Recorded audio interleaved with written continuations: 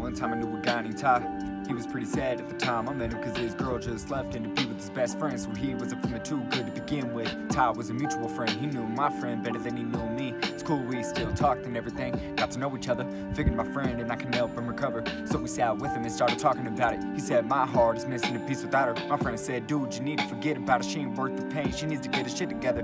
I was kinda with him on that. The Ty asked, how do I even go about doing that? I've been with this bitch for 3 years, wasted my tears and she don't even give a damn. I said, dude, I feel you need to find a rebound, for real. It's the only way I was able to cope with the stress. Asked him if I could see his phone for a sec.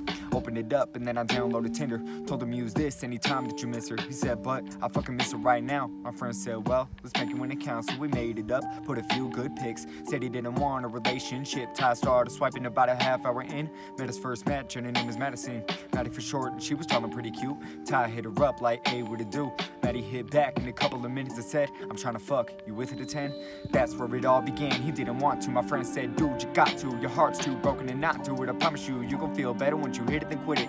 Ty had a feeling he was gonna regret it, and I was kinda worried too, but didn't want to admit it, so I went with it. My friend had to leave in a minute, and he was my ride. Plus I don't know Ty, so I had to go with him. By then, it was already past 9. Maddie texted, hey, did you make it be damn mine? Ty thought, fuck it, I'm done trying. I'm about to go meet with this bitch and unwind. So he replied, yeah, I'll be on my way in 5. I'm chilling with the bros, let me just say bye. So we said, alright, dude, have a safe drive. And when you arrive, let us know you're alive. Peace. Maddie sent the yaddy, and as he was on his way, he couldn't help but notice that something was out of place. He looked to his right and his body began to shake. At the red light, tears rolled down his face. He saw his ex all upon his old best friend, kissing from his lips to his cheek, down his neck. So he sped through the red. He couldn't give a shit less if he was dead. Ty said, why the fuck is this happening? You're the reason I'm about to fuck Madison. And why's it have to be him? He doesn't know who your family is, and when they kicked you out, I took you in.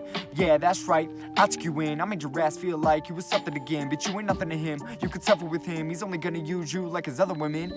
He was so pissed at that point, so when he drove into Maddie's house at 9:45, he just sat in his car till he was done crying. Cleaned up his nose, then wiped his eyes dry. But what occurred next was much worse than what Ty deserved to get. He was only using sex to reverse the stress, plus kinda only doing it because we said. When he cleaned up his face and felt better, he met her at her car and a friend was there with her. He thought it was a joke at first until they hopped in the back and then Maddie leaned over and kissed her. Ty started digging it, they were getting him into it. Maddie got on top while he was making out with a friend, but what Maddie was doing was not innocent, cause her friend was raped prior to this incident.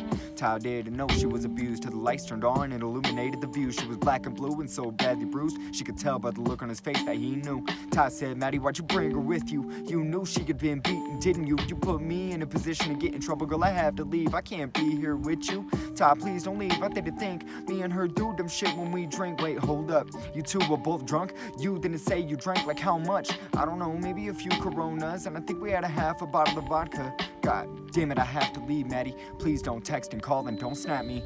Ty got in his car to drive off and tried calling up my friend all night long. He never picked up his phone cause by that time he was passed out at home when Ty called.